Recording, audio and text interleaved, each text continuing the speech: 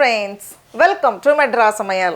இன்னைக்கு நம்ம Madras Samayalல வீடே நல்ல கமகமன் மணக்கும் பருப்பு ரசம் எப்படி பண்றதுன்னு பார்க்கலாம். இது அவ்ளோ நல்ல வாசனையா அவ்ளோ சூப்பரா இருக்கும். இது பண்றதுக்கு ஃபர்ஸ்ட் நம்ம பருப்பை வேக வச்சிடலாம். இது பண்றதுக்கு ஒரு குக்கர்ல 1/4 கப் துவரம் பருப்பு சேர்த்துக்கோங்க. இத 2-3 வாட்டி தண்ணில நல்லா அலசி சுத்தம் பண்ணி தண்ணி சேர்த்து நம்ம வேக வைக்கணும். நான் 1/2 கப் போல தண்ணி சேர்த்திருக்கேன். சேர்த்துட்டு இத மூடி வச்சிட்டு 4 விசில் நம்ம வேக வச்சிடலாம். பருப்பு நல்லா குழைவா வெந்து வரணும்.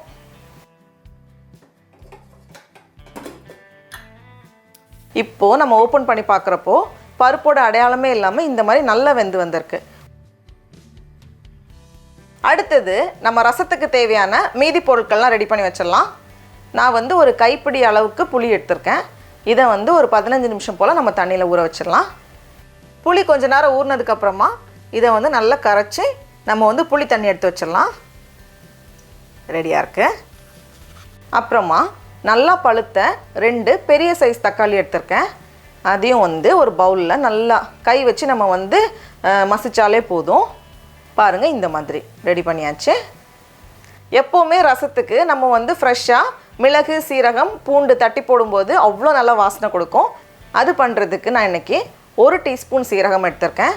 கூடவே 1 டீஸ்பூன் மிளகு சேர்த்துட்டு ரெண்டையும் கொஞ்சம் நிறைய நம்ம பவுடர் பண்ணி வச்சிடலாம். ஃபர்ஸ்ட் இந்த மாதிரி பண்ணதுக்கு அப்புறமா இது கூட 5 பல் பூண்டு, அது தோலோட தான் வச்சிருக்கேன். 5லேருந்து 6 பல் பூண்டு, அதை லைட்டா இடிச்சா போதும். இந்த மாதிரி எல்லாமே ரெடி பண்ணி வச்சாச்சு.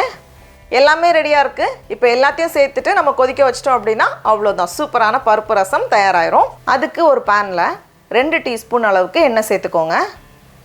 எண்ணெய் சூடானதும் இதில் 1/4 டீஸ்பூன் போல் கடுகு உடைஞ்சதும் இதில் 10லேருந்து 12 போல் வெந்தயம், கூடவே 2 காஞ்ச மிளகாய், 1 கொத்து கருவேப்பிலை இலை. இப்போ இதில் நம்ம இடித்து வச்சுருக்கோம்ல பூண்டு, மிளகு, சீரகம், அது கூடவே கொஞ்சமாக மஞ்சள் தூள், கடைசியாக கொஞ்சம் பெருங்காயத்தூள், 2 பெரிய சிட்டிகை போல் பெருங்காயத்தூள் சேர்த்துட்டு நம்ம நல்லா ஒரு வாட்டி கலந்து வச்சிடலாம். இப்போ இதில் நம்ம ரெடி பண்ணி வச்சிருந்தோம்ல தக்காளி, அதை சேர்த்துடலாம். சேர்த்துட்டு தக்காளி லைட்டாக 1 நிமிஷம் போல் இருக்கட்டும்.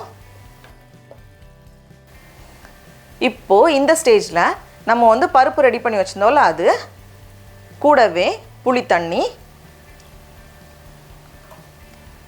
அப்புறமா 1லேருந்து 1.5 டீஸ்பூன் போல் ரசப்பொடி சேர்த்துக்கோங்க. இது நம்ம ஏற்கனவே மெட்ராஸ் சமையலில் பண்ணியிருக்கோம், அதுதான் நான் எடுத்திருக்கேன். ரசப்பொடி இல்லாமல் கூட நம்ம பண்ணலாம், டேஸ்ட் நல்லாயிருக்கும். நிறைய பேர் கேட்டிருந்தீங்க அந்த ரசம் பொடி வச்சு நீங்கள் எப்படி பண்ணுவீங்க அப்படின்னா, அதனால் நான் இதில் சேர்த்துருக்கேன். கூடவே தேவையான அளவு உப்பு எல்லாத்தையும் சேர்த்துட்டு ஒரு கொதி வரட்டும். இந்த ஸ்டேஜில் நமக்கு தண்ணி எக்ஸ்ட்ரா வேணும்னா நம்ம தண்ணி சேர்த்துக்கலாம். நம்ம பருப்பு, புளி எல்லாத்துலேயுமே தண்ணி இருக்கும், அதனால் பார்த்து சேர்த்துக்கோங்க.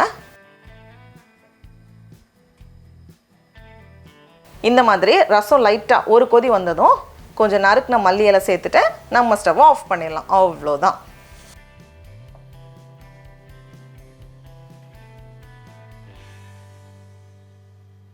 டடா, நம்மளோட பருப்பு ரசம் அவ்வளோ நல்ல வாசனையாக சூப்பராக ரெடி ஆகியாச்சு. இப்போ நம்ம டேஸ்ட் பண்ணி பார்க்கலாமா? அவ்வளோ சூப்பராக இருக்கு. நீங்களும் கண்டிப்பாக இந்த ரெசிபியை வீட்டில் செஞ்சு பாருங்கள். உங்களுக்கு இந்த வீடியோ பிடிச்சிருந்துச்சுன்னா மெட்ராஸ் சமையலுக்கு சப்ஸ்கிரைப் பண்ணுங்கள்.